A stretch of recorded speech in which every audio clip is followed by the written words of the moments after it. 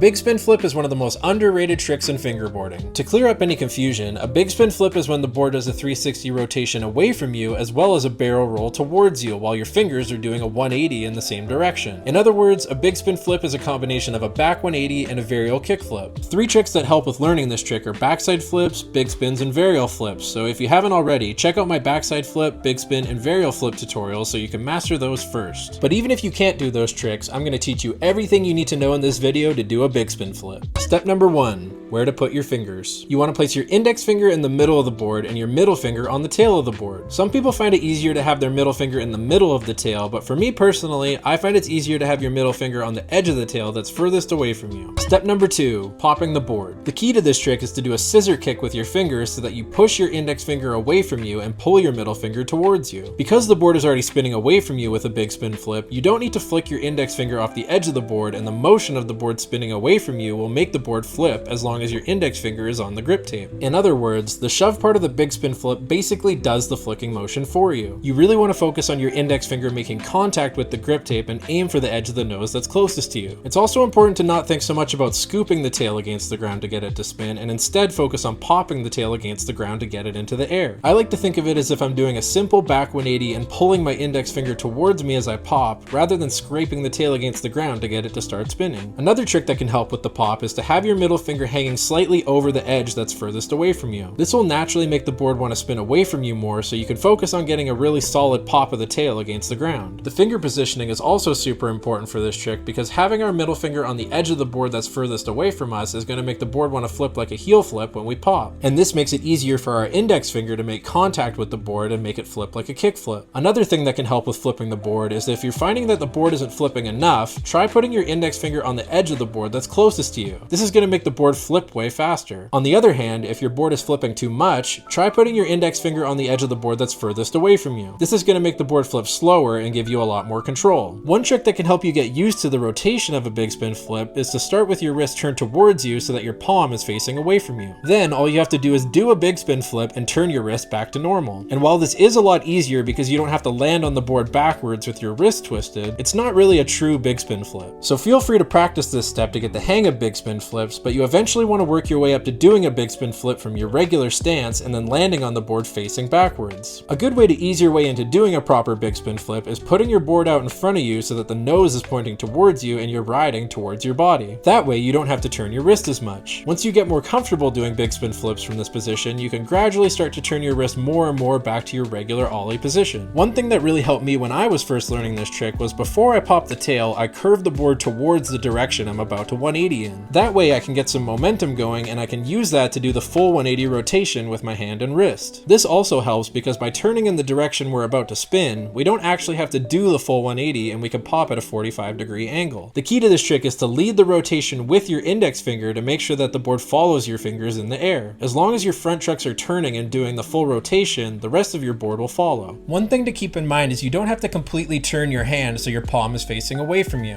What a lot of people do to make the rotation easier and make the landing look more stylish is bend their middle finger and keep their index finger straight. That way your index finger and middle finger are still landing in the same position on the board, but you can keep your hand and wrist turned at a 90-degree angle rather than twisting them the full 180 degrees. For some people, it can help to look at this trick from a different perspective. For example, you can think of it as a backside flip with an extra pop shove or a big spin with a kick flip. For me personally, it really helped to think of this trick as a 360 flip with a body varial because I'm a lot better at 360 flips than I am at varial flips. I also have a tutorial on how to do 360 flips, so I highly recommend you check that out as well. But if you're still struggling with getting the rotation, try doing a big spin flip by breaking down the individual parts of the trick in different ways. Another example of this would be to do a varial flip and then land on the nose so you can pivot the rest of the 180. Or you could do a varial flip and land at a 90-degree angle so that you can power slide the rest of the 180. This will help you get used to the rotation and you can eventually work your way up to rotating your board and hand in the air without having to slide your wheels on the ground. Step number 3, consistency. Big spin flips are one of those tricks that like to go all over the place. It took me a long time to be able to land them every try, so here's a few helpful tricks that I learned to pop them higher and land them more consistently. If you're finding that your big spin flips are over rotating and spinning more like a 540 flip, try turning your fingers away from you. This is going to slow down the spin a lot and give you a lot more control over the board. When you have your fingers straight on the board or turned towards you, the board naturally wants to spin more and it tends to not stay directly under your fingers. If your big spin flips keep over flipping like a double flip, try to not overcomplicate complicate things and focus on doing a simple back 180 but have your fingers in the big spin flip position. That way you're not going to accidentally flick the board too hard with your index finger, and you can focus on getting a solid pop of the board. Focusing on doing just a back 180 can also help if you're still over rotating the board. That way we're not forcing it to spin, and the way our fingers are positioned will naturally want to make the board spin away from us. The big spin flip is one of the most underrated tricks in fingerboarding. In my opinion, they look so much cooler than a 360 flip and require a ton of precision and control, yet you don't see them very often. And while it can be an easy trick to learn, it's a very difficult trick to master. A lot of people prefer doing 360 flips, but for me personally, big spin flips are one of my favorite tricks. And if you want to learn some other easy tricks, check out my other tutorials like my 1-hour video where I explain every basic fingerboarding trick in detail. Once you master all of those tricks, you'll be looking like a fingerboard pro in no time. And let me know if there's any other tricks you'd like me to teach you guys in the comments below. Thank you so much for watching, and make sure to subscribe for more tutorials like this.